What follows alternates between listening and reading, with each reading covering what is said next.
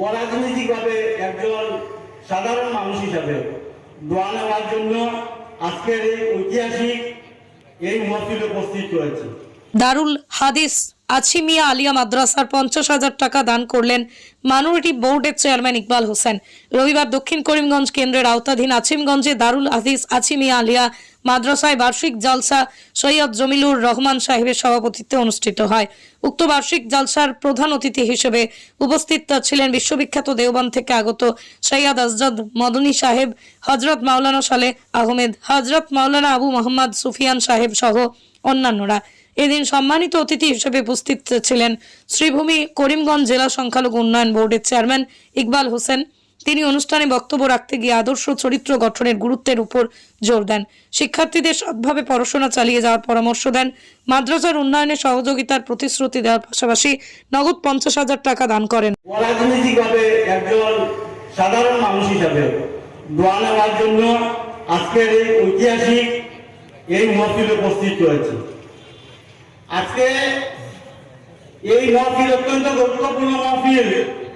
এই সমস্ত মহফিল যে মহফিল আজকে আছিমিয়া আলিয়া মাদ্রাসা তত্ত্বাবধানে আজকে এই বুহারি হলমের যে অনুষ্ঠান এখানে হওয়ার পরে একটা লিফলেট দিছিল। এই লিফলেটের মধ্যে লেখা যাচ্ছে যে এখানে হাফিজগণ তৈরি করা হয়, আলিমগণ তৈরি করা হয়। যে সমস্ত আলিম হাফিজ হল, আমরা যারা ইসলাম ধর্মাবলম্বী মানুষ, আমরা একমাত্র স্তম্ভ।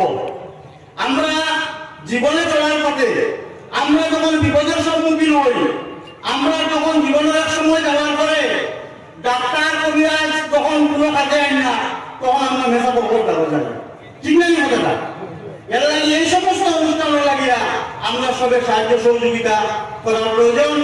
তাছাড়া আমরা রাজনৈতিকভাবে থাকলেও বিভিন্ন ইসলামিক অনুষ্ঠানও যাই।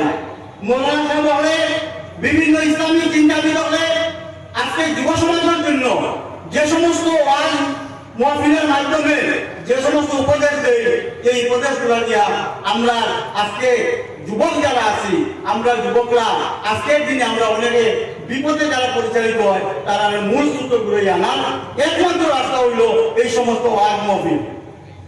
এই জন্য এই সমস্ত ওয়াজ মহফিলে আমরা বেশি বেশি করিয়া সহযোগিতা করে একান্ত দরকার। কারণ শিক্ষাই জাতির মেরুদণ্ড। যে জাতি শিক্ষার দিক দিয়ে যত অগ্রসর হইব, সেই জাতি সামাজিকভাবে অর্থনৈতিকভাবে অগ্রগতি হইব। আমরা ইসলাম ধর্মাবলম্বী মানুষ, আমরা সাধারণ শিক্ষাই হোক, ধর্ম শিক্ষাই হোক, আমরা শিক্ষার দিক দিয়ে অনেক পিছিয়ে। আজকের দিনে যারা যোগ্যতা আছে, আজকে যে কোনো লাইন যোগ্যতা হইল, আজকে ইসলামিক লাইনে হোক, সাধারণ ভাবে হোক, এরা অনেক দিকে আগে যায়। আমি আগের বার আসলাম, আইয়া এ ওয়াজ মহফিল বিভিন্ন জায়গায় কইছিলাম যে আমরা অন্তত পক্ষে চলার পথে আমরা যারা ছেলেরা মেয়েরা এরা যাতে উচ্চশিক্ষায় শিক্ষিত হলেন। আমি একবার ওয়াজ মহফিল কইছিলাম, এক মাদ্রাসায় গেছিলাম। আমার ছেলে, আমার বাড়ি বাড়িগ্রাম, আমার বড় ছেলে যখন মেট্রিক পাস করার পর আমি জিজ্ঞাসলাম, আমি বুঝলাম যে ডাক্তার বানাইবার লাগে মেডিকেলের মিশন, তখন কিছু আত্মীয়স্বজনের কাছে আমার ছেলে খান্দাখানি করে বসল, আমি ডাক্তার ইঞ্জিনিয়ার হইতাম না, আমি একজন আইএস অফিসার বা এসএস অফিসার হইব। আমি সঙ্গে সঙ্গে সিদ্ধান্ত বদলাইয়া আমার ছেলেরা বলছি, তোমার পড়ার জন্য যে সাপোর্টের প্রয়োজন আমি তোমাকে দিব। তাই হায়ার সেকেন্ডারি পাস করার পর আমার বলছি দিল্লি ইউনিভার্সিটি পড়তাম, আমি তাই দিল্লি দিয়ে গেছি।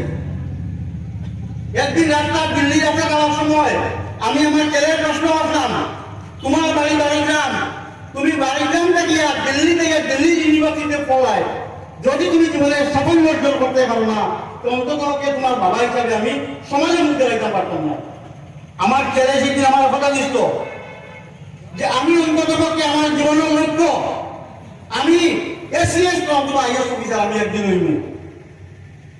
একটা কথা আছে, ইন্নামাল আমালু বিন্নিয়াত, নিয়তের উপরে কর্মের নির্ভর।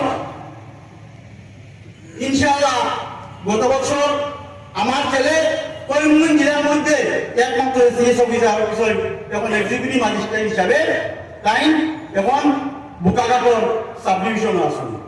এই কথা রেলাইজ হইলাম আজকে নিলামবাজারের অত্যন্ত গরিব একটা মেয়ে আজকে ডিআইসি ডিস্ট্রিক্ট ম্যানেজার হিসাবে চাকরি হয়েছে।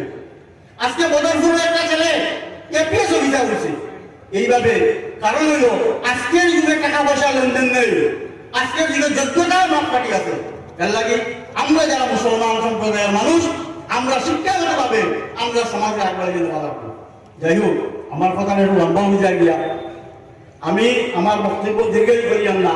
আমি এসেছি আপনারা দোয়াল লগে কমিটি আমার বাইরে গেছিলাম আমার কিছু হওয়ার লাগিয়া। তো আমরা অন্তত পক্ষে সমাজের বালা কাজ করার সুযোগ কম থাকলেও এই সমস্ত অনুষ্ঠানে আমরা উপস্থিতি একান্ত দরকার। এই সমস্ত অনুষ্ঠানও আমরা ইয়া আর্থিকভাবে সাহায্য সহযোগিতা করার দরকার। আজকে আমরা যারা আছি যখন আর্থিকভাবে সাহায্য সহযোগিতা করবো তখন আমরা দেখা জীবনের যুবক বাইরে হতে পারবো। যাই হোক, আমি একজন সাধারণ মানুষ, আমি কোনো নির্বাচিত প্রতিনিধি নাই, আমি একজন ওয়ার্ড সদস্য হয়েছি না। তারপরে আপনারা দোয়ায় আপনারা দিলের মায়ার টানে আল্লাহ আমার ভালোভাবে চালাইছে। আমি যে পাইছি ব্যক্তিগতভাবে আমি নগর এই মহফিলে 50,000 টাকা আমি সাহায্য করি যাইব। আর আপনারা আমার লাগে দোয়া করবা ভবিষ্যতে যাতে এই সমস্ত এলাকার এই সমস্ত ঐতিহাসিক মহফিল এই সমস্ত সমাজের কাজ যারা করই যে সমস্ত এই মাদ্রাসা আজকে বোকারি কর্মর মতো ইসলাম ধর্মীয় অনুষ্ঠান করই এই সমস্ত কাজকর্ম সাহায্য করতাম। এই কথা হইয়া